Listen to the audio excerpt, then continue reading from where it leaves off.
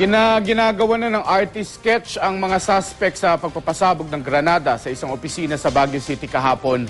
Ligtas na ang 3 nasugatan sa pagsabog na nangyari habang ipinagdiriwang ang Panagbenga Festival. Natuloy naman ang Grand Float Parade sa kabila ng insidente. Makibalita tayo kay Alfie Tulagan ng GMA Dagupan.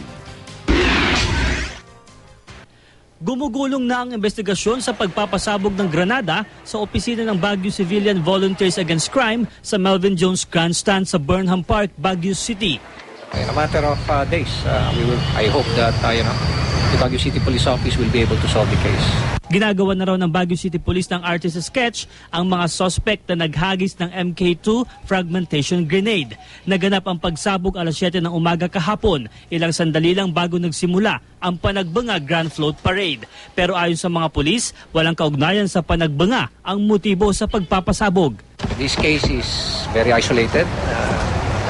It's just a form of reprisal against a very active community volunteers against crime. Nasa mabuting kalagayan na ngayon ang 3 tauhan ng CIVAC na nasugatan sa pagsabog dahil nasa baba ng grandstand ang opisina. Hindi naman daw nabulabog ang mga dumalo sa parada. Kaya naman sa kabila ng nangyari, natuloy ang Grand Float Parade.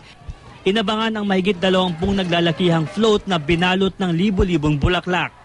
Isa rin sa kinagiliwan ang Kapuso Float na sinakyan ng cast ng epic seryeng Injo. Ang ganda, enjoy kami. May mga float din na nilagyan ng iba't ibang gulay na produkto rin ng Cordillera. Noong Sabado naman, ginawa ang street dancing. Nagmistulang mga sumasayaw na bulaklak ang mga miyembro ng 18 grupong sumali sa sayawan. Mula pa sa iba't ibang lugar ang mga nanood. Alfie Tulagan, Nagbabalita, Pilipinas.